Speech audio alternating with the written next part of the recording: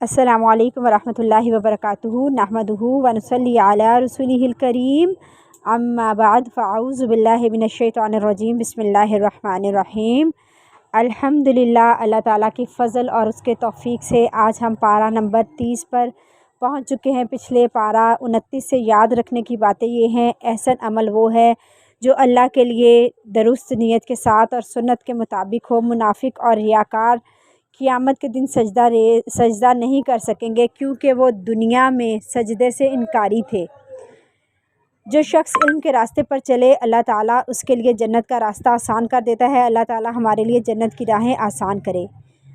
पारा 30 में टोटल 37 सूरतें हैं। इस पूरे पारे में क़ियामत, आखिरत, जज़ा और सज़ा, मरने के बाद के हालात बताए गए हैं। सूरह नबा का मतलब है ख़बर देना। इस सूरत में ख़बर दी जा रही है कि क़ियामत आ कर रहेगी। इस सूरत में क़ियामत के हक़ और बरहक़ होने के दलाइल और इसके कुछ हालात बयान किए गए हैं। जब नबी सल्लल्लाहु अलैहि वसल्लम ने तौहीद और रिसालत पर ईमान लाने की दावत के साथ ये बताया कि एक दिन तुम मरने के बाद दोबारा ज़िंदा होकर अल्लाह के सामने पेश किए जाओगे।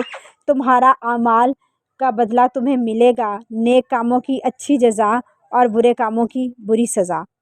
तो सुनने वालों ने आपस में सवाल जवाब शुरू कर दिए कि क्या वाकई ऐसा मुमकिन है, क्या वाकई क़ियामत आएगी। तो फिर इस पर ये आयत नाजिल हुई, आयत 1 से 3, अम्मा यतसाअलून अनिन नबइल अज़ीम अल्लज़ी हुम फ़ीही मुख्तलिफ़ून। तर्जुमा, किस चीज़ के मुतल्लिक़ वो आपस में सवाल करते हैं? क्या बड़ी ख़बर के मुतल्लिक़ जिसमें वो एक दूसरे से इख्तलाफ रखते हैं। अहले मक्का को ख़ताब है, तुम आपस में एक दूसरे से चहमगोइयाँ करते हो, कुरान सुनते हो, आखिरत के बारे में सुनते हो, फिर कभी इसको मानते हो, कभी इसका इनकार करते हो, कभी इसके बारे में शक करते हो। उन्हें बता दिया गया कि अगर ईमान नहीं लाते आज, तो जल्द ही तुम्हें इसकी हकीकत पता चल जाएगी। आयत 6 से 16 में अल्लाह की नेमतों का बयान है। अल्लाह सुब्हानहू तआला लोगों को क़यामत के दिन का यकीन दिलाने के लिए, इनकी अक़लों को झंझोड़ने के लिए अपनी कुदरत के चंद अजाइबात दिखा रहे हैं। ये ज़मीन निशानी है, ज़मीन को हमारे लिए फ़ायदा बना दिया। हम इससे कई तिजारती तामीराती फ़वाइद हासिल कर रहे हैं और इसमें पोशीदा ख़ज़ानों से फैज़याब हो रहे हैं। ये पहाड़ निशानी है। ज़मीन को मुतवाज़न रखने के लिए अल्लाह ने इस पर पहाड़ों को मेखों की तरह ठोक दिया है। तुम्हारा मर्द और औरत की शक्ल में होना, एक जोड़े की शक्ल में होना एक निशानी है।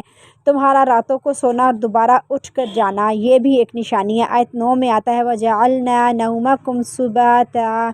तर्जुमा, तुम्हारी नींद को सुकून का बाइस बनाया। याद रखें, नींद से थकावट ही दूर नहीं करती, बल्कि इंसान के जिस्म से बहुत जहरीले मादों का इखराज का बाइस भी बनती है। सेहत के लिए इंतहाई ज़रूरी है, इसलिए हम सबको फितरत की तरफ आना चाहिए, यानी रात के वक्त सोना चाहिए और दिन को काम काज रखना चाहिए। याद रखें, जब हम एक सुन्नत के ख़िलाफ़ जाते हैं तो ऐसी चीज़ करते हैं जिसके नतीजे में बहुत सारी ख़राबियाँ हो जाती हैं। नबी सल्लल्लाहु अलैहि वसल्लम इशा की नमाज से पहले नहीं सोते थे और इशा के बाद बातें नहीं करते थे। इशा के बाद ख़ास तौर पर लग़वियात में मशगूल बेकार काम, इधर उधर गपशप, फ़ोन पर बातें करते रहना, इन तमाम चीज़ों से परहेज़ करना चाहिए। मोमिन की ये शान है कि वो रात के आखिरी हिस्से में जागता है और अल्लाह की इबादत करता है। जो लोग फितरत पर होते हैं, इनकी ज़िंदगियों की मुश्किलात ख़त्म हो जाती हैं, लेकिन जब हम फितरत के मुखालिफ चलते हैं तो अल्लाह के हुक्म की ख़िलाफ़ वर्जी कर रहे होते हैं। अब आगे आयत में इन निशानियों को बताया गया है जो सबको नज़र आती हैं। ये सारी निशानियाँ इस बात पर दलील हैं कि बेशक फ़ैसले का एक दिन मुकर्रर है। अल्लाह हमें अपनी नेमतों का शुक्र अदा करने की तौफ़ीक़ अता फ़रमाए। इस सूरह के आखिर में बताया गया कि अल्लाह ने इंसानों पर करम किया, उन्हें जहन्नुम के जल्द सामने आने वाले अज़ाब से ख़बरदार कर दिया। इस रोज़ बदनसीब काफिर नामा अमाल में अपने स्याह अमाल देखेंगे और हसरत से कहेगा। आयत नंबर 41, यक़ूलुल काफ़िरु या लैतनी कुन्तु तुराबा। तर्जुमा, और काफिर कहेगा काश मैं मट्टी होता। अब सूरह नाज़ियात शुरू हो रही है। आयत नंबर 1, वन्नाज़ियाति ग़रक़ा। तर्जुमा, जिसमें गर्क होकर जान खींच लेने वाले फ़रिश्तों की कसम। इस सूरत की शुरू की आयत में آیات میں ان فرشتوں کی صفات بتائی جا رہی ہیں جو انسان کی موت کے وقت روح نکالتے ہیں۔ موت کے وقت نافرمانوں کی جان بڑی مشکل سے نکلتی ہے۔ فرشتے اندر گھس کر سختی سے کھینچ کر جان نکالتے ہیں، لیکن اس کے برعکس نیک انسان کی روح فرشتے آسانی سے نکال لیتے ہیں۔ اللہ ہمیں صالحین میں شامل فرما، ہماری موت بہت آسانی سے آئے۔ آیت نمبر 35، یوم یتذکر الانسان ما سعی۔ ترجمہ، تو اس دن انسان یاد کرے گا جو کچھ اس نے کوشش کی ہوگی۔ قیامت کے دن جب سور میں پھونک ماری جائے گی تو بہت بڑی تباہی آ جائے گی، پھر تمام انسان زندہ ہو کر میدان حشر کی طرف دوڑیں گے۔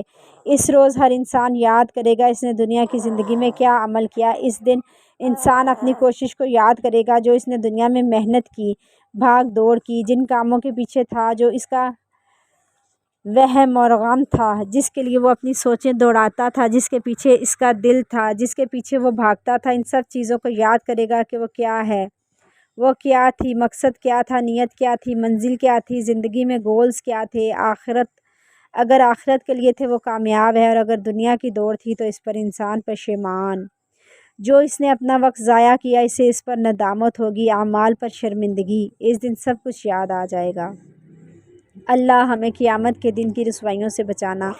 اللہ ہماری باغ دوڑ صرف تیری خاطر ہو، دین کی خاطر ہو، نیکیوں میں ہم سبقت کرنے والے ہوں، نیکیوں میں ہم دوڑ لگانے والے ہوں۔ آگے آیت نمبر 40 میں آتا ہے وَأَمَّا مَنْ خَافَ مَقَامَ رَبِّهِ وَنَهَى النَّفْسَ عَنِ الْهَوَىٰ۔ ترجمہ، لیکن جو اپنے پروردگار کے حضور جواب دہی کے لیے کھڑے ہونے سے ڈرتا رہا اور اب اپنے آپ کو خواہش نفس سے دور رکھا، یعنی اللہ سے ڈر کر اس نے گناہ چھوڑ دیے۔ ہم بعض اوقات لوگوں کے ڈر سے کچھ چیزیں چھوڑ دیتے ہیں۔ انسانوں کے ڈر سے غلط چیزیں نہیں چھوڑے، اللہ کے ڈر کی وجہ سے چھوڑے۔ یاد رکھیں، آپ کو جس اچھے کام کا، نیکی کے کام کو کرنے کا دل نہیں چاہ رہا، اپنے نفس کے خلاف جا کر نفس کو کنٹرول کر کے وہ نیکی کا کام کریں۔ پہلے دن آپ کو مشکل لگے گا، پھر آپ اس نیکی کے کام کرنے کو عادی ہو جائیں گے۔ یہاں انسان کو بتایا گیا ہے کامیاب وہ ہے جس نے اپنی خواہش نفس کو کنٹرول کر لیا۔ تو ایسے لوگوں کا انجام یہ ہوگا کہ نفس کو خواہش کی پیروی سے روکنے والوں کے لیے جنت ہے، نفس کو خواہش کی پیروی سے روکنے والوں کے لیے جنت ہے۔ یاد رکھیں، انسان کا سب سے بڑا دشمن خود اس کے اندر بیٹھا ہے، یعنی نفس، جس کو کنٹرول کرنا سب سے مشکل کام ہے۔ انسان سب کو نصیحتیں کر لیتا ہے، سب کو سمجھا دیتا ہے، سب کو بتاتا ہے، لیکن اپنے آپ کو سمجھانا، اس کے لیے 100 تعویلیں کرتا ہے، 100 بہانے کرتا ہے۔ اس لیے انسان کو اس بات کو اچھی طرح سمجھ لینا چاہیے کہ ہمیں شیطان اور باقی انسانوں اور ماحول اور لوگوں سے زیادہ خود اپنی جان کی فکر ہونی چاہیے۔ نفس ہمارا سب سے بڑا دھوکے باز ہے، جو بھی ہمیں دھوکہ دیتا ہے اس کے دھوکے کو سمجھیں۔ انسان اس دھوکے کو ضرور سمجھے۔ شیطان اور باقی انسانوں اور ماحول اور ارد گرد سے زیادہ یہ ہمیں نفس دھوکہ دے دیتا ہے۔ جب ضمیر اندر سے کچھ یاد دلاتا ہے کہ تم نے غلط کیا، نفس آڑے آ جاتا ہے کہ نہیں ساری دنیا کر رہی ہے، تم نے کر لیا تو کیا ہوا، یہ چھوٹی سی بات ہے، اس کو کرنے میں کوئی حرج نہیں۔ حالانکہ ہمارا ضمیر بتا رہا ہے کہ یہ بات درست نہیں۔ یاد رکھیں، تمام اعمال میں سب سے زیادہ افضل عمل خواہش کی مخالفت کرنا ہے۔ یاد رکھیں، صرف وہی کام نہیں کریں جن سے آپ کا دل چاہتا ہے، باقی چھوڑ دیں جن کا آپ کو دل نہ چاہتا ہو، بلکہ اللہ کا قرب حاصل کرنے والے سارے کام کریں۔ بعض لوگ نیکی کے کچھ کام کرتے ہیں، وہ ان کی پسند کے ہوتے ہیں، تو وہ جو دل چاہتا ہے وہ کرتے ہیں، مثلا بیماروں کی عیادت، غریبوں کی مدد، لیکن اگر انہیں نماز کی طرف بلایا جائے تو ان کا دل نہیں مانتا۔ یہ خواہش نفس کی پیروی ہے۔ تو جنت میں جانے کے لیے ضروری ہے کہ اپنی خواہشات کو کنٹرول کرنا، نفس کا تزکیہ کرنا، اللہ مرتے دم تک ہمارے نفس کے شر سے بچانا۔ سورہ عبسہ، اس سورت میں ایک نابینا صحابی عبداللہ ابن مکتوم کے واقعہ کی طرف اشارہ ہے۔ اسلام کی دعوت کا اصول یہ ہے کہ اس کا اولین خطاب معاشرے کے با اثر افراد سے ہوتا ہے۔ اگر وہ اصلاح کر لیں تو نظام کی تبدیلی آسان ہو جاتی ہے۔ عوام ان کی پیروی میں اصلاح قبول کر لیتی ہے۔ اگر با اثر افراد دعوت قبول نہ کریں تو عوام کو بھی حق قبول کرنے سے روکتے ہیں اور حق قبول کرنے والوں کو تکالیف پہنچاتے ہیں۔ عوام کی بہتری بھی اسی میں ہے کہ ان کے معاشرے کے سردار حق کو قبول کر لیں۔ اسی اصول کے پیش نظر ایک بار نبی صلی اللہ علیہ وآلہ وسلم قریش کے سرداروں کو دعوت دے رہے تھے۔ واقعہ یوں ہے کہ نبی صلی اللہ علیہ وآلہ وسلم قریش مکہ کے سرداروں کے ساتھ گفتگو میں مصروف تھے، انہیں دین کے بارے میں بتا رہے تھے۔ اس دوران ایک نابینا صحابی ابن مکتوم آپ صلی اللہ علیہ وآلہ وسلم کے پاس آئے اور آپ صلی اللہ علیہ وآلہ وسلم سے دین سیکھنے کی غرض سے سوال پوچھنے لگے، جس سے بات کا کوئی سلسلہ ٹوٹ گیا۔ مجلس میں مداخلت محسوس ہوئی۔ ان صحابہ کو نظر تو نہیں آ رہا تھا کہ یہاں کون بیٹھا ہے اور پہلے سے کیا ہو رہا ہے۔ اس طرح ان کا سوال پوچھنا آپ صلی اللہ علیہ وآلہ وسلم کو تھوڑا سا ناگوار گزرا کہ ان کی مداخلت سے شاید میرا پیغام صحیح طور پر کنوے نہیں ہو سکا۔ کفار کو اللہ نے نبی صلی اللہ علیہ وآلہ وسلم کے اخلاق کے اندر اس سے چھوٹی سی بات کو بخوبی کے ساتھ سنوار دیا تھا، کیونکہ آپ صلی اللہ علیہ وآلہ وسلم اخلاق کے بلند مرتبے پر فائز تھے۔ اللہ نے آپ کو وحی کے ذریعے اصلاح کر دی۔ آیت 1 سے 4 میں ہے، عبس وتولی ان جاءہ الاعمی وما يدریک لعلہ یزکی او یذکر فتنفع الذکریٰ۔ ان آیات کا ترجمہ ہے، وہ پیغمبر تش رو ہوئے اور بے رخی کی کہ ان کے پاس ایک اندھا آیا اور آپ کو کیا معلوم، شاید وہ سنور جاتا اور نصیحت قبول کرتا تو نصیحت اسے فائدہ دیتی۔ یعنی جو اپنے اصلاح اور تزکیہ نفس کے لیے آنا چاہتا ہے، جس کی نیت خالص ہے، دین سیکھنے کا حریص ہے، اسے اگنور کر کے ان لوگوں کو اہمیت نہیں دی جائے کہ جو بات ماننے کو تیار ہی نہیں، چاہے وہ دنیاوی اعتبار سے بلند مرتبے پر کیوں نہ ہو۔ یاد رکھیں، اللہ کے ہاں اصل قدر و قیمت اس شخص کی ہے جو رب کی طرف دوڑ آتا ہے اور اس سے ڈرتا ہے، اور اس کے چاہے کپڑے پھٹے پرانے ہوں، چاہے اس کے پیٹ میں کھانا ہو، چاہے اس کے دنیا میں اس کا کوئی نام نہ ہو، لیکن اللہ تعالیٰ کے اوپر ایمان رکھتا ہو، اس سے محبت رکھتا ہو، اس کی طرف سے آئے دکھ و تکالیف پر صبر کرتا ہو۔ اللہ کے نگاہ میں ایک انتہائی معمولی انسان جس کے اندر اخلاص ہو اور دین سیکھنے کا شوق ہو، جس کو دنیا میں امپورٹنس نہیں دی جاتی، اللہ کے ہاں بہت عظیم ہو سکتا ہے، اس کے درجات بلند ہو سکتے ہیں۔ ایک نابینا شخص جو نصیحت قبول کرتا ہے، جو کچھ سیکھنے کے لیے آیا ہے، اللہ کی نگاہ میں وہ کہیں زیادہ قیمتی ہے اس بڑے انسان سے جو حجتیں کرتا ہے، صحیح طور پر ماننے کے لیے تیار نہیں۔ ہم اپنا جائزہ لیں، ہماری دوڑ کس طرف ہے؟ اللہ کی کتاب کی طرف، اللہ کے دین کی طرف، اللہ کی طرف، اس کے سیکھنے سکھانے کی طرف، یا صرف دنیا کی طرف، دنیا کی خواہشات پوری کرنے کی طرف؟ تو اصل مقام اس کا ہے جس کا مقام رب کی نگاہ میں بڑا ہو۔ اللہ کے نزدیک تم میں سے سب سے زیادہ عزت والا وہ ہے جس کے اندر تقوی ہے۔ اللہ ہمیں پسندیدہ بندوں میں شامل رکھے۔ یاد رکھیں، معاشرے کے بااثر طبقات کو دین میں اولین اہمیت دینا مفید ہے، لیکن اعتدال کا تقاضا ہے کہ اس سے اپنے ساتھیوں کی تربیت کا معاملہ ہرگز متاثر نہ ہو۔ آگے آیت 33 سے 37 میں بتایا ہے کہ قیامت کا منظر ایسا ہوگا جب سور پھونکا جائے گا، ایسی شدت والی آواز پیدا ہوگی جو کانوں کے پردے پھاڑنے والی ہوگی۔ اس دن مجرم انسان ماں باپ، بہن بھائی، بیوی، اولاد سے دور بھاگے گا اور اسے صرف اپنے آپ کو بچانے کی فکر ہوگی۔ کوئی ایک دوسرے کے کام نہیں آئیں گے اور وہ صرف ایک دوسرے کی مدد کرنے سے صاف انکار کر دیں گے۔ اس دن کوئی کسی کو کا حال نہیں پوچھے گا، اس دن یہ رشتے کام نہیں آئیں گے۔ آیت 37 میں ہے ترجمہ، اس دن ہر شخص کی ایسی حالت ہوگی جو اسے دوسروں سے بے پرواہ بنا دے گی، لیکن اس دن نیک لوگوں کے چہرے روشن ہوں گے۔ وجوہ یومئذ مسفرہ ضاحکۃ مستبشرہ۔ وہ اچھے اعمال کو دیکھ کر جو قبول ہوں گے خوش ہو رہے ہوں گے، ان کے چہرے چمک رہے ہوں گے، اور بدبختوں کے چہرے غبار آلود ہوں گے، ان پر ذلت اور سیاہی چھائی ہوگی۔ اللہ ہمیں ایسی رسوائی اور ذلت سے محفوظ رکھنا۔ کفر کی حالت میں جس کی موت ہوگی، قیامت کے دن اس کا چہرہ بھی کالا ہوگا۔ اللہ قیامت کے دن ہمیں ان لوگوں میں شامل کرنا جن کے چہرے روشن ہوں گے۔ اللہ ہمارے نیک اعمالوں کو قبول فرما لے۔ اب سورہ تکویر شروع ہو رہی ہے۔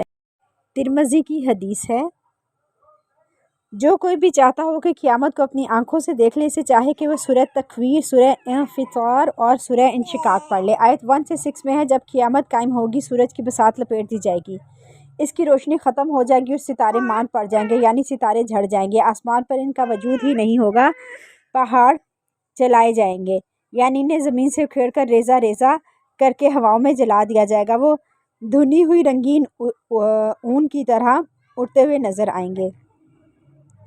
10 माह की हामला ऊँटनी जैसी दौलत से इसका मालिक गाफिल हो जाएगा और वो फिर आज़ाद फिर रही होगी। क़यामत की हौलनाकियों के बाइस कोई भी अपनी हामला ऊँटनी की भी परवाह नहीं करेगा, जो अरबों के नज़दीक इंतहाई कीमती माल था। ऊँटनियों के मालिक इनको छोड़ देंगे क्योंकि अब इन्हें अपनी जान की पड़ी होगी। खौफ के मारे जंगल के जानवर एक ही जगह जमा हो जाएंगे, समंदर खोलते हुए पानी की तरह उबल रहे होंगे। आयात 7 से 14 में बताया गया, क़यामत के दिन तमाम इंसानों को उनके आमाल की मुनासबत से अलग ग्रोह में तकसीम कर दिया जाएगा। अल्लाह जिंदा दफन की गई बच्ची से दरियाफ्त फरमाएगा कि तुझे किस जुर्म की सज़ा दी गई। तमाम इंसानों के नामा अमाल खोल कर इनके हाथों में दे दिए जाएंगे। आसमान की खाल खींच ली जाएगी, जिससे मुजरिमों के लिए वहशतनाक मंजर वजूद में आएगा। इनके लिए जहन्नुम की आग को खूब दहकाया जाएगा। दूसरी तरफ मुत्तकीन के लिए जन्नत को आरास्ता करके करीब ले जाया जाएगा। इस रोज़ हर इंसान अच्छी तरह देख लेगा कि वो क्या अमाल अल्लाह के सामने पेश करने के लिए लाया। अल्लाह इस रोज़ की रिसवाई से हमारी हिफाजत फरमा। सूरह इंफितार आयत 1 से 5। क़यामत के दिन आसमान फट जाएगा, सितारों की बाहिमी कशिश ख़त्म हो जाएगी, वो बिखर जाएंगे। समुद्रों का उबलना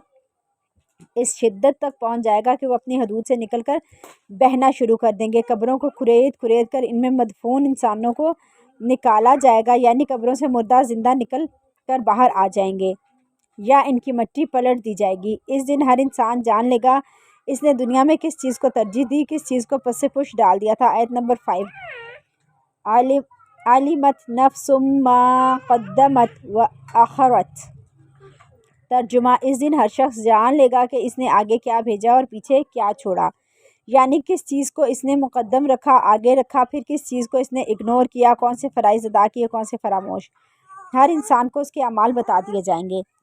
सुबह से लेकर रात तक हम जो भी करते हैं वो सब लिखा जाता है। शाम के वक्त फरिश्ते जो हैं वो इसको लेकर ऊपर चढ़ जाते हैं और रात के फरिश्ते आ जाते हैं, सारी रात अमाल को लिखते हैं, सुबह तक लेकर ऊपर चढ़ जाते हैं।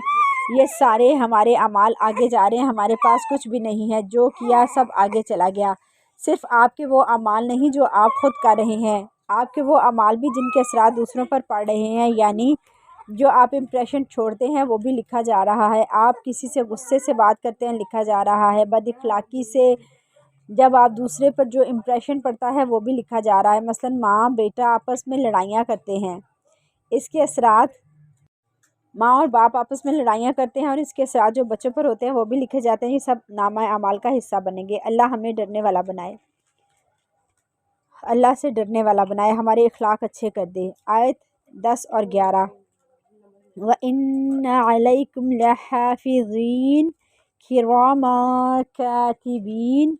तर्जुमा, हाला तुम पर निगरान मुकर्रर हैं जो मुअज़्ज़िज़ हैं, अमाल लिखने वाले, यानी हर इंसान के साथ ये फ़रिश्ते लगे हुए हैं जो इसके हर अमल को हत्ता कि अपने आप टेक्स्ट मैसेज में भी एक डॉट टाइप करते हैं वो भी लिख लेते हैं। छोटी से छोटी चीज़ और बड़ी से बड़ी चीज़ लिखते ही चले जाते हैं। अल्लाह हमारे अंदर जो बुराइयां हैं इनको दूर करके हमारे अंदर अच्छी आदत बेहतरीन अखलाक पैदा कर दे। अल्लाह हम सब से जो गलतियां हो चुकी हैं, गुनाह हो चुके हैं, वह सब के सब मुआफ़ कर दे, बख्श दे। क़यामत के दिन हमारा नेकियों का पलड़ा भारी रखना। सूरतुल मुतफ़्फ़िफ़ीन। इस सूरत में नाप तोल में कमी करने वालों को अज़ाब की वईद सुनाई गई है। आयत 1 से 3। वैलुल लिल मुतफ़्फ़िफ़ीन अल्लज़ीना इज़ा इक्तालू अलन नासी यस्तौफ़ून व इज़ा कालूहुम औ वज़नुहुम युख़सिरून। तर्जुमा, डंडी मारने वालों के लिए हलाकत है ऐसे लोग जब खुद नाप तोल करते हैं तो पूरा लेते हैं और जब दूसरों को नाप तोल करके देते हैं तो घटा कर देते हैं। नाप तोल में कमी करना बहुत बड़ी अखलाकी बीमारी है। हदीस में आता है, वज़न अमानत है, नाप अमानत है। नाप तोल में कमी का वबाल इंसान को दुनिया में भी देखना पड़ता है। नबी सल्लल्लाहु अलैहि वसल्लम ने फरमाया, जब लोग नाप तोल में कमी करते हैं तो उन्हें कहत सालियाँ सख्त तकलीफ़ें बादशाहों के जुल्म दबोच लेते हैं। एक और रिवायत में आता है कि नबी सल्लल्लाहु अलैहि वसल्लम ने फरमाया, जिसने धोखा दिया वो हम में से नहीं मगर और मकर और धोखा आग में होंगे। ये नापना और तोलना चीज़ों के बारे में भी है, बिज़नेस के दौरान भी है, लेकिन अमूमी तौर पर फ़राइज़ और हुकूक़ के दरमियान भी एक एतदाल कायम करता है। हम अपने हुकूक़ की बात तो करते हैं, लेकिन हमारा भी कुछ फ़र्ज़ बनता है। हम दूसरों से तो एक्सपेक्टेशन रखते हैं कि वो हमारे लिए अच्छे बन जाए, लेकिन अपने बारे में नहीं सोचते कि हम कैसे हैं। آج کے لوگوں کے درمیان عجب طرح کی لڑائی جھگڑے ہو رہے ہوتے ہیں۔ ساس بہو کو دیکھ لیں، ماں بیٹی، شوہر بیوی، ہر کوئی یہ چاہتا ہے کہ اس کو اس کا حق دیا جائے۔ ساس چاہتی ہے اس کی عزت کی جائے، بہو چاہتی ہے اس کو عزت ملے، آزادی ملے، ماں اپنے حقوق جتاتی ہے بیٹی پر، بیٹی اپنے حقوق جتاتی ہے۔ ہر کوئی بس حق لینے کے چکر میں، ہر کوئی یہ چاہتا ہے میرا عزت، میرا مقام، سب کچھ مجھے مل جائے، مجھے سکون مل جائے، مجھے کھانے کو بھی ملے، مجھے عزت بھی ملے، مجھے دوسروں سے ساری سہولیات بھی ملیں۔ لیکن جو میرا فرض بنتا ہے ایک حیثیت، بحیثیت ماں، بحیثیت ساس، بحیثیت بیوی، بحیثیت بیٹی بہو، کیا میں انہیں پورا کرتی ہوں؟ اسی طرح ہم عام لوگوں کے مقابلے میں اپنے دوستوں کے ساتھ اپنے رویوں پر غور نہیں کرتے، ہمارا اخلاق کیسا ہے، ہمارا طریقہ کیسا ہے، لیکن ہم دوسروں سے ہمیشہ یہی توقع رکھتے ہیں کہ وہ ہمارے ساتھ اچھے رہیں، ہم ہمارے ساتھ کبھی زیادتی نہیں کریں۔ قیامت کے دن ناپ تول کے بارے میں پوچھ گچھ ہوگی، اسی طرح حقوق و فرائض کے بارے میں بھی پوچھ گچھ ہوگی۔ شوہر سے اس کے بارے میں سوال ہوگا کہ فرض پورا کیا یا نہیں، بیوی سے اس کے بارے میں سوال ہوگا کہ ایک بیوی کی حیثیت سے اس پر شوہر کے جو حقوق تھے اس نے پورے کیے یا نہیں۔ ہر شخص کو اپنے فرائض ادا کرنے کے بارے میں سوچنا ہے۔ ہر شخص اپنا فرض ادا کرتا ہے اور اپنا درست رویہ کرتا ہے تو معاشرے کے اندر خوشگواری ہوتی ہے۔ یاد رکھیں اگر دوسرا آپ کے ساتھ اچھا نہیں کر رہا تو آپ اچھا کرنا شروع کر دیں۔ قرآن ہمیں یہی سکھاتا ہے، ادفع باللتی احسن، اس طریقے سے برائی کو دور کریں جو احسن ہو۔ لیکن ہم کیا کرتے ہیں، ہم تو اس سے بھی زیادہ برائی سے دور کرتے ہیں۔ کوئی ہمیں ایک بات کرے، ہم اس کو چار سنانے کے لیے تیار ہوتے ہیں، اس کے ساتھ بدتمیزی کرنے کو تیار ہو جاتے ہیں۔ کوئی چھوٹی سی بات کی ہمیں بری لگ جائے، ہم غصے سے بھڑک جاتے ہیں۔ جب لوگوں کے اخلاق اور رویے ایسے ہوں گے تو ایسا کرنے میں سے اس گھر میں، اس رشتے میں، اس ادارے میں، اس جگہ میں، اس آفس میں کیا خیر آئے گی؟ اگر دوسرا اچھا نہیں تو آپ اچھا بن کے دکھا دیں۔ تمہیں اس سے شکایتیں ہیں، ہو سکتا ہے اس کو تم سے بھی زیادہ شکایتیں ہوں، لیکن ہم صرف اپنی طرف کی سٹوری سناتے ہیں، دوسرے کی بات نہیں کرتے۔ ہر شخص کو اپنی ذمہ داری نبھانی چاہیے کہ میں کیسا ہوں۔ جس دن آپ نے اپنے اوپر غور کرنا شروع کر دیا، جس دن آپ نے غلطیاں دیکھنی شروع کر دی، جس دن آپ نے اپنے فرائض کو سمجھنا شروع کر دیا، اس دن سے اصلاح کا دور شروع ہو جائے گا، اس دن سے خوشحالی آ جائے گی۔ تو کوئی بوڑھا، جوان، مرد، عورت، چھوٹا بڑا، اپنے آپ کو، ہر ایک کو اپنا فرض دیکھنا چاہیے اور برائی کو بھلائی کے ساتھ دور کرنا چاہیے۔ اگر تم چاہتے ہو کہ آپس میں محبتیں پیدا ہو جائیں تو تم اچھائی سے اس کا آغاز کرو، دوسرے کی برائی کے مقابلے میں صبر سے کام لو، برے حالات پر تسبیح کرتے رہو، دل تنگ ہو تو اللہ کو یاد کرتے رہو، اللہ سے مدد مانگو۔ جب انسان اپنے رب کی طرف جاتا ہے، دعا کرتا ہے، اس کے آگے جھکتا ہے، مسائل خود ختم ہو جاتے ہیں۔ انسان اگر زیادتیوں پر زیادتیاں کرتا جائے تو یہاں تک کہ دل سیاہ ہو جاتا ہے، پھر اس سے کوئی خیر کی بات سمجھائی ہی نہیں دیتی اور نیکیوں میں ثابت قدمی نہیں رہتی۔ یہ سب گناہوں کی وجہ سے ہوتا ہے، اس پر استغفار کی ضرورت ہے۔ آگے آیات میں اعمال ناموں کا ذکر آیا ہے، نیک کاروں کے اعمال نامہ ان کی موت کے بعد علیین میں رکھا جائے گا۔ آیت 19 سے 21 میں ہے، وَمَا أَدْرَاكَ مَا عِلِّيُّونَ کتاب مرقوم یشہدہ المقربون۔ ترجمہ، اور تم کیا جانو علیین کیا ہے؟ وہ ایک کتاب ہے لکھی ہوئی جس کے پاس مقرب فرشتے حاضر رہتے ہیں۔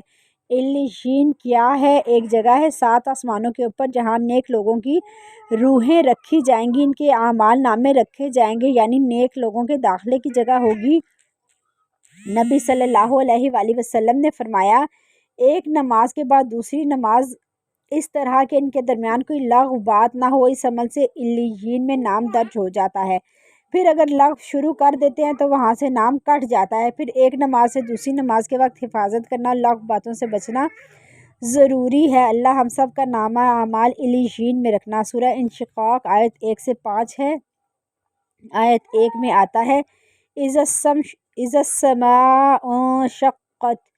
ترجمہ، جب آسمان پھٹ جائے گا۔ قیامت کے دن اللہ آسمان کو حکم دے گا وہ پھٹ جائے، آسمان اللہ کے حکم کی فرما برداری کرے گا، پھٹ جائے گا۔ اسی طرح اللہ زمین کو حکم دے گا، وہ پچک کر سیدھی ہو جائے گی اور اپنے اندر ہو کر مدفون تمام انسانوں کو نکال کر بالکل خالی ہو جائے گی۔ زمین اپنے سارے راز اگل دے گی، سارے مال و دولت خزانے باہر آ جائیں گے، مرے ہوئے انسانوں کو باہر نکال دے گی اور اپنے رب کا حکم مان لے گی۔ ہر مخلوق کی سعادت اسی میں ہے، وہ اپنے خالق کی اطاعت کرے۔ آیت 7 سے 9 میں آتا ہے، اس دن جس کو نامہ اعمال دائیں ہاتھ میں ملے گا وہ سب کو پڑھ کر سنائے گا، یہ دیکھو یہ میرا اعمال نامہ ہے۔ وَيَنقَلِبُ إِلَىٰ أَهْلِهِ مَسْرُورًا، ترجمہ، اور وہ خوش بخوش اپنے اہل خانہ کی طرف لوٹے گا۔ یہ وہ لوگ ہوں گے جن کو نامہ اعمال دائیں ہاتھ میں ملے گا، جن کی نیکیاں زیادہ ہوں گی، برائیاں کم ہوں گی۔ اللہ ہمارا حساب آسان کرنا۔ آیت 10 سے 15 میں گناہ گار انسان کو معلوم ہوگا کہ میرے سیاہ اعمال کی وجہ سے مجھے نامہ اعمال بائیں ہاتھ میں دیا جائے گا۔ وہ بایاں ہاتھ پیٹھ کے پیچھے چھپانے کی کوشش کرے گا، لیکن اسے زبردستی نامہ اعمال دیا جائے گا۔ نامہ اعمال دیکھتے ہی چیخو پکار شروع کر دے گا اور مر جانے کی تمنا کرے گا۔ اب موت کا معاملہ ختم ہو گیا، اب اسے دہکتی ہوئی آگ میں داخل کیا جائے گا۔ اس کا جرم یہ تھا کہ وہ اپنے گھر والوں میں بے فکری کی زندگی بسر کرتا تھا، فرائض سے غافل تھا، حرام میں ملوث ہو کر عیاشی کر رہا تھا۔ اللہ ہمیں ہر وقت خوف آخرت اپنے اوپر طاری رکھنے اور اس آخرت کی تیاری کرنے کی توفیق عطا فرما، آمین۔ سورہ بروج آیت 1 سے 8، آیت 4 میں آتا ہے قُتِلَ اصحاب الاخدود، ترجمہ کہ خندقوں والے ہلاک ہو گئے۔ یہاں ایک قوم کا واقعہ بیان کیا جا رہا ہے جن کو ایمان لانے پر اتنی تکلیفیں دی گئی، کافر بادشاہ نے ان کے لیے آگ کی بڑی بڑی خندقیں کھود دیں۔ جو ایمان لاتا لا الہ الا اللہ پڑھتا، اس کو اس میں دھکیل دیا جاتا، عورتوں کو، مردوں کو، بچوں کو، حتیٰ کہ ایک عورت جس کا دودھ پیتا بچہ تھا جب وہ اس خندق کے پاس پہنچی تو جھجکی، ٹھٹکی۔ وہ دودھ پیتا بچہ بول پڑا، ماں اللہ کے حکم سے کود جاؤ، یعنی ڈرو نہیں۔ ان لوگوں کو ایک اللہ پر ایمان لانے کی وجہ سے اتنی سخت سزائیں دیکھنی پڑی تھی، اللہ نے ان کے لیے راحتیں رکھی۔ مومن کے لیے مرنے کے بعد راحتیں ہی راحتیں ہیں، جو وہ اپنے ایمان پر جمے رہے۔ اللہ نے ان کے لیے جنتیں رکھی اور ان کے لیے کامیابیاں لکھ دی، اور جن لوگوں نے ظلم کیا اللہ ان ظالموں کو بدترین عذاب دے گا۔ آج بھی بہت سے لوگ ایسے جن کا قصور صرف اتنا ہوتا ہے انہوں نے لا الہ کہا ہوتا ہے، ان پر زمین سے نہیں آسمان سے آگ کے گولے برسائے جاتے ہیں جن سے اس کے جسم جل جاتے ہیں، نیپولم بم ہو یا کلسٹر بم ہو، یہ سب کیا چیزیں ہیں جو بستیوں پر گرائے جا رہے ہوتے ہیں اور لوگ جل کر راکھ ہو جاتے ہیں۔ حقیقت یہ ہے جو لوگ عقل مند ہیں وہ ہر قیمت پر اپنا ایمان بچاتے ہیں۔ ہم کتنے خوش قسمت ہیں، ہم برملا کہتے ہیں، ہم اللہ پر ایمان لائے اور آزادی سے کہتے ہیں اور لا الہ الا اللہ کہتے ہیں، اور ہمیں کوئی مشکل نہیں، الحمدللہ۔ اللہ ہم سب کو عافیت میں رکھے اور ایمان کی سلامتی کے ساتھ ہمیں آخرت میں کلمہ نصیب کرے، آخری وقت میں، اور ایمان کی سلامتی کے ساتھ اس دنیا سے لے جائے۔ آیت 10 اور 11 میں بتایا ہے، ان آیات میں آگاہ کیا گیا کہ جن بدبختوں نے مومن مردوں اور مومن خواتین کو اذیت دی پھر توبہ نہ کی، ان کے لیے جہنم میں بھون دینے والا عذاب ہوگا۔ اس کے برعکس ایسے اہل ایمان جو اچھے اعمال کر رہے ہیں جنت کے اونچے باغات میں ہوں گے جن کے دامن میں نہریں بہتی ہیں۔ اللہ ہم سب کو جنت الفردوس میں جگہ دے۔ سورہ طارق، طارق کہتے ہیں کھٹکھٹانے کو، اور یہاں ستارہ مراد ہے۔ اللہ نے کائنات کو ایسے ہی بے مقصد پیدا نہیں کیا، دن کو سورج چمکتا ہے، رات کو چاند ستارے چمکتے ہیں۔ جس طرح آسمان اور اس پر موجود چمکتے ہوئے ستارے ہر وقت زمین پر نگران کی طرح نظر رکھے ہیں، اسی طرح آسمان بھی نگران فرشتے آسمان پر بھی موجود ہیں جو اس کے ہر عمل کو لکھ رہے ہیں۔ آیت 4 میں ہے کل نفس لما علیہا حافظ، ترجمہ کہ کوئی جان ایسی نہیں جس پر ایک محافظ مقرر نہیں۔ آگے آیت 5 میں ہے فَلْيَنظُرِ الْإِنسَانُ مِمَّا خُلِقَ، ترجمہ لہٰذا انسان کو یہ دیکھنا چاہیے کہ وہ کس چیز سے پیدا کیا گیا ہے۔ انسان اپنی ذات میں غور و فکر کرے کہ کیا کچھ ہے جسم کے اندر، ذرا بتائیے، سوچئے۔ اتنی چیزیں کہ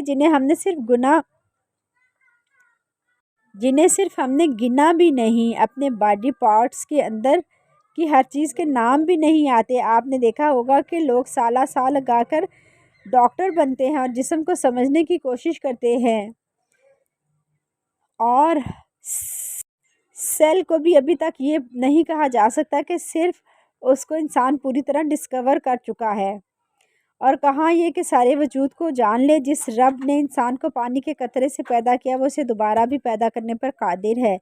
آگے آیت 9 میں ہے یوم تبلی السرائر، ترجمہ جس دن اسرار کی جانچ پڑتال کی جائے گی۔ اللہ انسان کی نیت اور ارادے اور سینوں میں پوشیدہ رازوں سے بھی واقف ہے۔ قیامت کے دن اس کے اعمال کا جائزہ اس کی نیت، ارادے، پوشیدہ مقاصد کی بنا پر ہی لیا جائے گا۔ قیامت کے دن انسان کے وہ اعمال جو دنیا میں ایک راز بن گئے تھے وہ بھی سامنے لے آئے جائیں گے۔ کئی چیزیں ایسی ہوتی ہیں جو دنیا میں کھلتی نہیں، کتابیں بند ہو جاتی ہیں۔ سب سے بڑھ کر ہم ظاہر میں ایک کام کر رہے ہیں اور دل میں ہماری نیت اور خواہش اور ارادہ کچھ اور ہے۔ اب لوگوں کو تو ہمارا ارادہ صاف نظر آ رہا ہے اور وہ ظاہر پر ہماری تعریفیں کر رہے ہیں اور وہ بہت اچھا کر رہے ہیں، بہت خوب، بہت اعلیٰ، بہت بہترین، لیکن ہم نے کس نیت سے کیا، اس کو ہمارے دل میں کیا چل رہا ہے وہ دنیا میں نہیں پتہ۔ اسی طرح ہم نے بم دھماکہ کر کے ناقابل تلافی نقصان کر دیا ہو، لیکن کسی کو نہیں معلوم کہ یہ کس نے کیا، اس لیے ایسے اعمال جن کی نیت کر لی لیکن کام نہ ہو سکا اس دن کھل کر سامنے آ جائیں گے۔ قیامت کے دن سینوں کے راز بھی سامنے آ جائیں گے، سب کچھ کھل جائے گا کہ کس غرض سے کیا، کس نیت سے کیا۔ اور کیونکہ جو بیج انسان نے دنیا میں بویا تھا اس کے مطابق قیامت کے دن اس کی فصل لگی ہوگی۔ حدیث میں آتا ہے اللہ تعالیٰ تمہاری صورتیں، شکلیں اور تمہارے مال نہیں دیکھتا، وہ تمہارے دل اور تمہارے عمل دیکھتا ہے۔ تو ہمیں ہر دم اپنی نیت کو چیک کرنا ہے کہ اچھا کام کرتے ہوئے بھی ہم کیا سوچ رہے ہیں، لوگوں کی تعریف چاہتے ہیں یا پھر اللہ کی رضا۔ اور اللہ ہمارے دلوں میں اخلاص پیدا کرے، ہمیں اپنی پسند کے کام کرنے والا بنا دے، ہم خالص تیری رضا کے لیے کام کریں، ہمیں اپنے پسندیدہ بندوں میں شمار کر لے۔ سورۃ الاعلیٰ، نبی صلی اللہ علیہ وآلہ وسلم اس سورت کو جمعہ اور عیدین کی نمازوں میں پڑھتے تھے۔ آگے آیات 14 اور 15 میں ہے قد افلح من تزکى وذکر اسم ربہ فصلی، ترجمہ فلاح پا گیا جس نے پاکیزگی اختیار کی اور اپنے پروردگار کا نام یاد کیا پھر نماز ادا کی۔ یہاں اللہ کے ذکر اور نماز سے پہلے تزکیہ نفس کا ذکر ہے، پاکیزگی کا ذکر ہے، کیونکہ سارے اعمال کی قبولیت کی بنیاد ہی پاکیزگی ہے۔ وضو نہیں تو نماز نہیں، آپ پاک نہیں تو آپ کا روزہ نہیں، باطنی اعمال میں بھی نیت پاک نہیں، نیت اچھی نہیں، ظاہری اعمال بھی قبول نہیں۔ جب نفس پاک، اس میں ہدایت کی روشنیاں چمکنے لگیں گی۔ نفس کی پاکیزگی کی علامت کیا ہوتی ہے؟ انسان کو نیکی سے محبت ہونے لگتی ہے، نیکی کی مجالس سے محبت ہونے لگتی ہے، قرآن سے محبت ہونے لگتی ہے۔ تو کامیاب وہ ہے جس نے اپنا تزکیہ کیا، رب کا ذکر کیا اور نماز پڑھی۔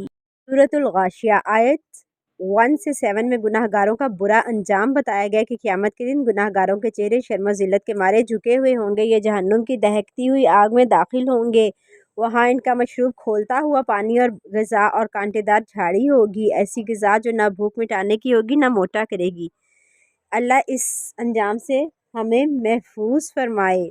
آیت 8 سے 16 میں ہے نیکوکاروں کے چہرے نعمتوں کے آثار کی وجہ سے روشن اور دمکتے ہوں گے، ان خوش نصیبوں کو انعام کے طور پر اونچا باغ رہائش کے لیے عطا کیا جائے گا۔ اس باغ میں کوئی بے مقصد بات نہیں سنیں گے، وہاں خوش ذائقہ مشروب ہوں گے، ان کے چشمے ہوں گے، اونچے تخت بچھے ہوں گے، عمدہ کھانے چنے ہوں گے اور قالین بچھے ہوں گے، ان پر ٹیک لگانے کے لیے جا بجا تکیے سجے ہوں گے۔ اللہ ہمیں بھی یہ نعمتیں عطا فرمائے۔ سورہ فجر، القرآن، سورہ نمبر 89، سورہ فجر، آیت نمبر 1، اعوذ باللہ من الشیطان الرجیم، بسم اللہ الرحمن الرحیم، والفجر ولیال عشر، ترجمہ فجر کی قسم اور 10 راتوں کی۔ یہاں 10 راتوں سے مراد ذی الحج کا پہلا عشرہ ہے، یعنی پہلی ذی الحج سے 10 ذی الحج تک، جس میں حج بھی ہے، قربانی بھی ہے اور بڑی عید بھی۔ پس تم ان 10 دنوں میں کثرت سے لا الہ الا اللہ، اللہ اکبر، الحمدللہ پڑھو، یہ دنیا کے دنوں کے افضل ترین 10 دن ہیں، ان میں کیا ہوا کوئی بھی عمل پورے سال کے اعمال پر بھاری ہے۔ آیات 27 سے 30، یا ایتھا النفس المطمئنہ ارجعی الی ربک راضیۃ مرضیہ فادخلی فی عبادی وادخلی جنتی۔ ترجمہ: اے اطمینان پانے والی روح، اپنے پروردگار کی طرف لوٹ جا، تو اس سے راضی، وہ تجھ سے راضی، تو میرے نیک بندوں میں شامل ہو جا اور میری جنت میں داخل ہو جا۔ یہاں مطمئن نفس کی موت کا منظر بتایا ہے، کتنے آرام سے اس کی جان نکلتی ہے، کتنے آرام سے اپنے رب کی طرف واپس چلی جاتی ہے۔ وہ لوگ دنیا میں اطمینان کے ساتھ اللہ کی عبادت کرتے رہے، پورے شرح صدر کے ساتھ اسے یہ کہا جائے کہ موت کے وقت اللہ ہم سب کو اپنے نیکوکار بندوں میں شامل کرنا، جن کو فرشتے جنت کی خوشخبری دیں گے۔ سورہ بلد آیات 5 سے 10 میں ایسے کردار کی مذمت ہے جو بڑے تکبر سے دعویٰ کرتا ہے میں نے ڈھیروں مال صدقہ خیرات کیا، کیا اللہ اسے نہیں دیکھ رہا؟ پھر تکبر کا کیا جواز؟ اللہ نے اس پر بے شمار احسانات کیے، اسے حق کی معرفت عطا حاصل کرنے کے لیے 2 آنکھیں دی، زبان اور ہونٹ دیے جن سے حق کا اعتراف کر سکتا ہے، اسے نیکی اور بدی کی راہ کا فہم دیا۔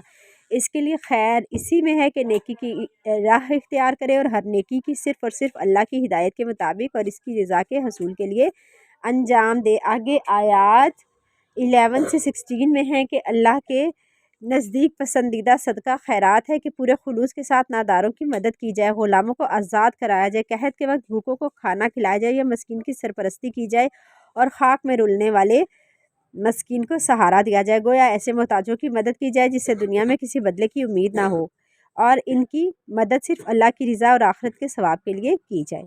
سورہ شمس، اس صورت میں 5 بڑی بڑی قسمیں کھا کر اللہ نے بتایا کہ انسان کے اندر 2 چیزیں رکھ دی ہیں، نیکی اور بدی کا شعور۔ اللہ جب کسی کے ساتھ بھلائی کا ارادہ کرتا ہے تو اس کے اندر نیکی کا خیال ڈالتا ہے۔ اللہ نے ہر انسان کے اندر خیر اور شر الہام کر دیے، اس کے دل میں ڈال دیا ہے، یعنی جب اللہ کسی بندے کے ساتھ بھلائی کا ارادہ کرتا ہے تو اس کے اندر خاص طور پر نیکی کے کاموں کا خیال ڈالتا ہے۔ آیت نمبر 9، قد افلح من زکاہا، ترجمہ کہ کامیاب وہ شخص ہے جس نے نفس کو سنوار لیا۔ یاد رکھیں نفس کا علاج جسم کے علاج سے زیادہ مشکل ہے۔ جسم کی بیماریاں تو نظر آتی ہیں، انسان ان کا علاج کر لیتا ہے، نفس کی بیماریاں ان کا پتہ نہیں چلتا، انسان ان بیماریوں میں مبتلا رہتا ہے جس کی وجہ سے خود کو بھی تکلیف دیتا ہے اور اوروں کو بھی، اپنے اعمال کو بھی برباد کرتا ہے۔ ہر نفس کو برائی اچھائی کی پہچان دے دی گئی ہے، کامیاب وہ ہے جو اپنے نفس کی اصلاح کر لے۔ اللہ ہمیں ہمارے نفس کے شر سے بچائے۔ سورہ اللیل آیت 5 سے 7، آیت نمبر 5، فَأَمَّا مَنْ أَعْطَىٰ وَاتَّقَىٰ، ترجمہ پھر جس نے اللہ کی راہ میں مال دیا، وہ پرہیزگاری اختیار کی۔ اللہ کی نگاہ میں پسندیدہ کردار اس انسان کا ہے جو اللہ کی رضا حاصل کرنے کے لیے اس کی راہ میں مال خرچ کر کے دنیا کی محبت کو دل سے نکالے، ہر وقت محتاط رہے اور ہر معاملے میں اللہ کی نافرمانی سے بچ کر تقویٰ کی زندگی بسر کرے، حق کی دعوت کی تصدیق کرے، تن من دھن سے اس کا ساتھ دے۔ اس کردار کے حامل لوگوں کے لیے اللہ سب سے بڑی آسانی یعنی جنت کی راہ آسان فرما دے گا۔ اللہ ہمیں ایسا ہی کردار ادا کرنے کی توفیق عطا فرمائے۔ یاد رکھیں ایک نیکی کے بعد دوسری نیکی کی توفیق ملتی ہے اور متقی انسان کے کاموں میں آسانی ہوتی ہے۔ جب انسان مال خرچ کرتا ہے تو اللہ اس کے بدلے اس کی آفات اس سے دور کرتے ہیں، بیماریاں دور کرتے ہیں۔ آگے آیات 8 سے 11 میں ہے، اللہ ایسے کردار کو ناپسند کرتا ہے جس میں انسان اللہ کی راہ میں مال دینے کے حوالے سے بخل کرے، تقویٰ کی بجائے غفلت کی روش اختیار کرے اور ناجائز اور جائز کی پرواہ نہ کرے، حق کی دعوت کو جھٹلائے، اس کی مخالفت کرے۔ ایسے کردار کے حامل لوگوں کو اللہ سب سے بڑی مشکل یعنی جہنم کی راہ آسان کر دیتا ہے۔ جب وہ جہنم میں گرایا جائے گا تو اس کا جمع کیا ہوا مال اس کے کچھ کام نہ آئے گا۔ اللہ ایسی روش سے ہمیں محفوظ رکھنا۔ سورہ والضحیٰ، نبی صلی اللہ علیہ وآلہ وسلم کو 40 سال کی عمر میں نبوت ملی اور آپ اللہ کا پیغام لوگوں تک پہنچانے کے لیے جب کھڑے ہوئے تو ایسی ایسی تکالیف دیکھیں جو شاید ہی زندگی میں کسی نے دیکھی ہوں، اور پھر وہی سلسلہ کچھ رکا تو آپ کو یوں محسوس ہوا کہ شاید اللہ سبحانہ تعالیٰ آپ سے ناراض ہو گیا ہے، تو آپ کو تسلی دی جا رہی ہے۔ آیت نمبر 3، ترجمہ کہ آپ کے پروردگار نے نہ تو آپ کو چھوڑا اور نہ ناراض ہوا۔ آگے آیت 5 میں ہے، آیت 5، وَلَسَوْفَ يُعْطِيكَ رَبُّكَ فَتَرْضَىٰ، ترجمہ اور آپ کا پروردگار آپ کو جلد ہی اتنا کچھ عطا کرے گا کہ آپ خوش ہو جائیں گے۔ اللہ وعدہ فرما رہے ہیں کہ ایسے کیسے ہو سکتا ہے کہ تم اللہ کی عبادت میں اپنے آپ کو تھکاؤ، تم دن بھر لوگوں کو اللہ کا پیغام پہنچانے میں اپنے آپ کو تھکاؤ اور تمہارا رب ان اعمال کی قدر نہیں کرے۔ حقیقت یہ ہے کہ جو شخص اللہ کی رضا حاصل کرنا چاہتا ہے اس میں مسلسل لگا رہتا ہے تو اللہ اس سے راضی ہو جاتا ہے اور لوگوں کے دلوں میں ایسی محبت ڈال دی جاتی ہے کہ وہ اس شخص کے لیے رحمت کی دعائیں کرنے لگتے ہیں۔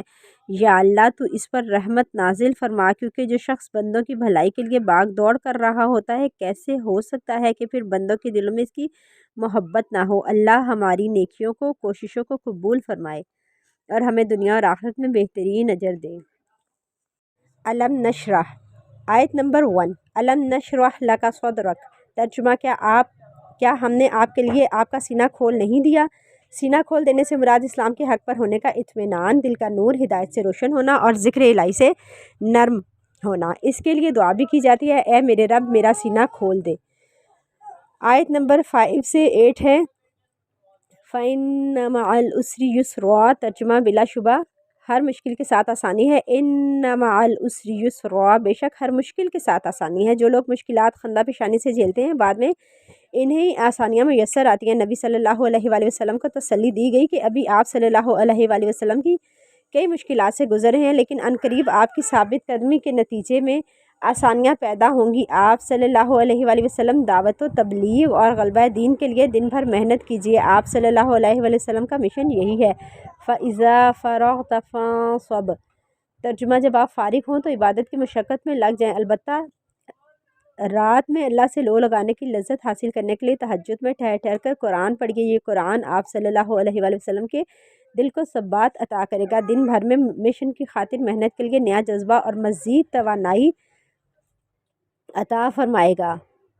رمضان گزرا ہے، جیسے آج قرآن مکمل ہو رہا ہے تو یوں لگتا ہے جیسے آج ہم فارغ ہو گئے۔ یاد رکھیں مومن کبھی فارغ نہیں ہوتا۔ جب آپ کو فراغت ہو، اب میرے پاس کرنے کا کوئی کام نہیں، کوئی ایسا کام، کوئی ذکر، کوئی تلاوت، کوئی نفل، کوئی لوگوں کی خدمت کا کام شروع کر دیجئے۔ مشکلات کا حل صرف اس میں ہے کہ انسان ان سے اپنا دھیان بھٹائے۔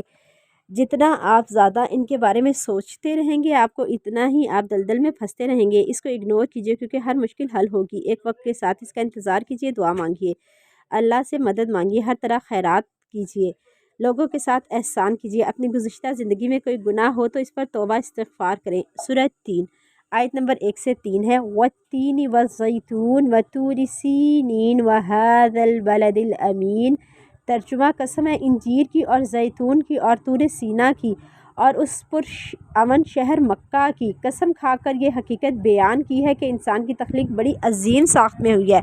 آیت نمبر 4 میں ہے لَقَدْ خَلَقْنَا الْإِنسَانَ فِی أَحْسَنِ تَقْوِیمٍ، کہ ہم نے انسان کو بہترین ساخت پر پیدا کیا، یعنی سیدھا کھڑا کیا، جانوروں کی طرح ہاتھ زمین پر رکھ کر نہیں چلتا، خوبصورت شکل عطا کی، بہترین خوبصورت آنکھیں دی اور بہت کچھ اس کو عطا کیا اور اس کے قابل شرم حصے چھپا کر رکھے۔ پھر آگے بتائے بہترین بناوٹ میں ہونے کے باوجود جب انسان اپنی فطرت کو مسخ کر دیتا ہے تو پھر وہ حیوانوں سے بھی نچلے درجے پر چلا جاتا ہے۔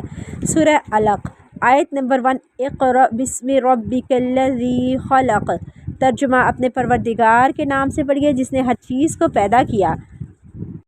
نبی صلی اللہ علیہ وآلہ وسلم نازل ہونے والی پہلی وحی ان پر نازل ہونے والی پانچ آیات پر مشتمل تھی۔ ان آیات میں علم کی فضیلت کا بیان ہوا ہے۔ نبی صلی اللہ علیہ وآلہ وسلم کو 2 بار حکم دیا گیا کہ آپ صلی اللہ علیہ وآلہ وسلم اپنے رب کے نام کے ساتھ پڑھیے۔ وہ رب جو خالق کا بڑا کریم بھی ہے، اس نے انسان کو علم جیسی دولت دی اور وہ دولت جو انسان کو صحیح عمل، تحمل اور عزت عطا کرتی ہے۔ قلم کے ذریعے علم کے سلسلے کو آگے بڑھایا، انسان کو وہ کچھ سکھایا جو وہ نہیں جانتا تھا۔ سورہ قدر آیت نمبر 1۔ اِنَّا أَنزَلْنَاهُ فِی لَیْلَةِ الْقَدْرِ، ترجمہ ہم نے اس قرآن کو شب قدر میں نازل کیا۔ شب قدر کی فضیلت پر پوری صورت نازل ہوئی۔ شب قدر کی عظمت و فضیلت کی وجہ یہ ہے کہ اس شب میں قرآن مجید نازل کیا گیا۔ یہ رات بڑی قدر والی ہے، اس رات کی عبادت 1000 مہینوں کی عبادت سے بڑھ کر ہے۔ اس شب کو رمضان المبارک کے آخری عشرے کی طاق راتوں میں تلاش کیا جائے۔ شب قدر میں یہ مسنون دعا کرنی چاہیے، اللہم انک عفو تحب العفو فاعف عنی، اے اللہ تو معاف کرنے والا ہے اور تو معافی کو پسند کرتا ہے، پس مجھ کو معاف فرما دے۔ اس رات اہل زمین کے سال بھر کے فیصلے فرشتوں کے حوالے کیے جاتے ہیں۔ فرشتے اور روح الامین ان فیصلوں کو لے کر اترتے ہیں۔ اس رات کی فضیلت و سلامتی طلوع فجر تک جاری رہتی ہے۔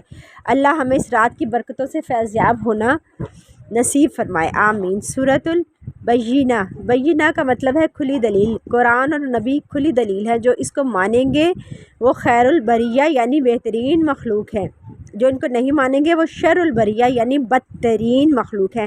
سورہ زلزال، قیامت کے دن زمین زلزلے کے ذریعے خوب ہلائی جائے گی۔ اس آفت کی وجہ سے زمین اپنے اندر مدفون تمام انسانوں کو نکال دے گی۔ انسان حیران ہو کر کہیں گے کہ زمین کو کیا ہوا؟ پھر اس کے بعد زمین اللہ کے حکم سے تمام اعمال کا حال سنائے گی جو اس پر انسانوں نے انجام دیے تھے۔ اللہ ہمیں زمین کو نیکیوں پر گواہ بنانے کی توفیق عطا فرما۔ آیت نمبر 4، یومئذ تحدث اخبارها، ترجمہ اس روز وہ اپنی پوری خبریں بیان کر دے گی۔ اگر آپ آج اس جگہ بیٹھ کر قرآن سن رہے ہیں، اس کی بھی یہ گواہی دے گی۔ اگر کسی جگہ خراب کام یا فحش فلم دیکھ رہے ہیں، اس جگہ کی بھی گواہی دے گی۔ آگے آیت میں بتایا گیا چھوٹی سے چھوٹی نیکی بھی سامنے آئے گی اور برائی بھی چھپی نہیں رہے گی۔ اللہ ہمیں اس روز کی رسوائی سے محفوظ رکھ۔ سورۃ العادیات، اس صورت میں گھوڑوں کی مثال دی گئی ہے کہ وہ کیسے اپنے مالک کے وفادار ہیں۔ مگر اے انسان، تجھے رب نے پیدا کیا، نعمت دی، تو کیوں محنت نہیں کرتا؟ نعمت پا کے رب کا حق ادا نہیں کرتا تو کیوں رب کا ناشکرا ہے؟ آیات 1 سے 8، یہ آیات انسان کے کردار کا گھوڑوں کے کردار سے موازنہ کر رہی ہیں۔ گھوڑا اپنے مالک کا انتہائی وفادار ہوتا ہے، وہ اپنے مالک کے اشارے پر ہانپتا ہوا پتھریلی زمین پر چنگاریاں نکالتا، گرد و غبار اڑاتا، تیزی سے دوڑتا ہے، لوٹ مار اور غارت گری میں اپنے مالک کا ساتھ دیتا ہے، اپنی جان کی پرواہ کیے بغیر مالک کے ساتھ اس کی دشمن کی صفوں میں جا گھستا ہے۔ مالک گھوڑے کا خالق نہیں اور نہ ہی اس کی خوراک پیدا کرتا ہے، وہ تو صرف اللہ کی پیدا کردہ خوراک گھوڑے کے سامنے ڈالتا ہے۔ گھوڑا اس کے احسان کا کیسا اچھا بدلہ چکاتا ہے۔ اللہ انسان کا خالق ہے، اس کے لیے غذا ہر نعمت پیدا کرتا ہے، لیکن انسان کیسا ناشکرا ہے، وہ اللہ کی محبت کو پس پش ڈال دیتا ہے اور اس کے احکامات توڑتا ہے۔ اللہ ہمیں اس ناشکری سے اور احسان فراموشی کی روش سے بچا۔ سورہ القاریہ، اس صورت میں قیامت کے دن کی ہولناکی کا ذکر ہے۔ اس دن نامہ اعمال تولے جائیں گے، جس کی نیکیاں کا پلڑا بھاری ہوگا وہ جنت میں عیش کرے گا، اور جس کی نیکیوں کا پلڑا ہلکا ہوگا بھڑکتی ہوئی آگ میں داخل ہوگا۔ سورہ تکاثر، آیت نمبر 1، الہاکم التکاثر، ترجمہ تمہیں کثرت کی ہوس نے غافل کر رکھا ہے۔ اس صورت میں بتایا گیا ہے کہ کس طرح انسان مال کی محبت میں گرفتار ہے، جس نے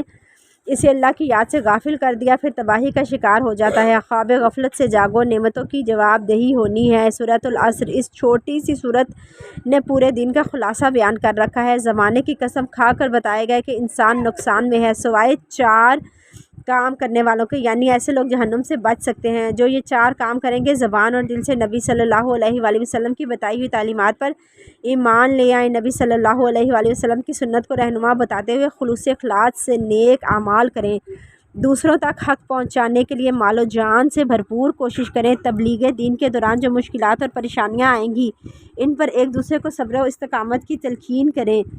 انسان آخرت کا نقصان سے تب بچ سکتا ہے جب 4 چیزیں اس کے اندر ہوں: ایمان، عمل صالح، حق کی تلقین اور صبر کی تلقین۔ اللہ ہمیں ہمیشہ کے نقصان سے بچنے کے لیے یہ 4 کام کرنے کی توفیق عطا فرما۔ سورۃ الہمزہ، آیت نمبر 1، ویل لکل ہمزۃ لمزہ، ترجمہ ہر طعنہ زن اور عیب گیری کرنے والے کے لیے ہلاکت ہے۔ اس صورت میں اخلاقی برائیوں کا تذکرہ ہے، جیسے طعنہ دینا، جھوٹ بولنا، غیبت، یہ سب کام کرنے والوں کا انجام جہنم، اس طرح مال سمیٹ کے رکھنے والوں کے لیے بھی انجام برا۔ سورہ فیل، اس صورت میں بھی ہاتھی والوں کے واقعے کی طرف اشارہ ہے۔ ابراہہ اپنے لشکر والوں کے ساتھ کعبہ کو ڈھانے آیا، اللہ نے اپنے گھر کی حفاظت کی، اللہ نے چھوٹی سی مخلوق یعنی پرندوں سے پورا لشکر تباہ کر دیا۔ سورہ قریش پر اللہ کے احسانات کا ذکر ہے، اللہ نے ابراہہ کے لشکر کو تباہ کر دیا تاکہ قریش کے تجارتی مفادات محفوظ رہیں۔ احسان مندی کا تقاضا ہے کہ خود ساختہ معبودوں کی بجائے بیت اللہ کے رب کی عبادت کریں، وہ رب جس نے انہیں بھوک مٹانے کے لیے غذا دی اور بیت اللہ کے گرد خاص علاقے کو حرم قرار دیا، وہاں ہر جنگ و جدال سے روک دیا، گویا انہیں ہر طرح کے خوف سے امن دے دیا۔ سورہ الماعون، دور جاہلیت کے اخلاقی حالات کو بتایا گیا کہ وہ یتیم کو دھکے دیتے، محتاجوں کو کھانا نہیں کھلاتے تھے۔ آیت 4 سے 6، فویل للمصلین، اور پھر ایسے نمازیوں کے لیے بھی ہلاکت ہے، الذین ہم عن صلاتہم ساہون، جو اپنی نمازوں سے غافل رہتے ہیں، الذین ہم یراؤون، جو ریاکاری کرتے ہیں۔ اس کے علاوہ ایک اور اخلاقی خرابی کا ذکر ہے کہ وہ عام استعمال کی چیزیں کسی کو نہیں دیتے۔ اللہ ہمیں تمام بری عادتوں سے محفوظ رکھے۔ سورہ کوثر۔ اللہ تعالیٰ نے نبی صلی اللہ علیہ وآلہ وسلم کو خیر کثیر عطا کی، دین کے ساتھ ساتھ صحابہ جیسے جانثار ساتھی دنیا میں عطا کیے، آخرت میں کوثر عطا کریں گے۔ کوثر جنتی ایک نہر کا نام ہے، جو ایک بار اس کا پانی پی لے وہ کبھی پیاسا نہیں ہوگا۔ اللہ ہم سب کو حوض کوثر سے پانی پلانا۔ قیامت کے دن بدعتی لوگ اس کا پانی نہیں پی سکیں گے۔ سورۃ الکافرون، یہ سورت چوتھائی قرآن کے برابر ہے۔ اس سورت میں کافروں سے نبی صلی اللہ علیہ وآلہ وسلم کا اعلان براءت ہے کہ اس دین کے معاملے میں کوئی کمپرومائز نہیں ہو سکتا۔ اس سورت میں شرک کی مکمل نفی کی ہے۔ سورہ نصر، یہ اس قرآن کی آخری مکمل سورت ہے۔ فتح مکہ کے بعد آپ صلی اللہ علیہ وآلہ وسلم کی کامیابی کے عروج کا ذکر ہے۔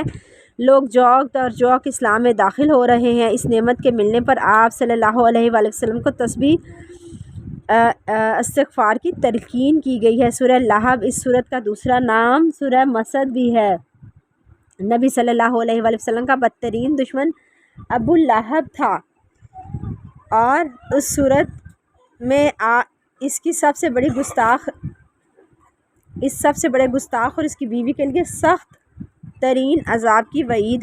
سورہ اخلاص، یہ سورہ تہائی قرآن کے برابر ہے۔ توحید پر سب سے جامعہ سورت، اللہ کی وحدانیت کا بیان۔ ہر کام صرف اللہ کے لیے کرو، وہ وحدہ لا شریک ہے۔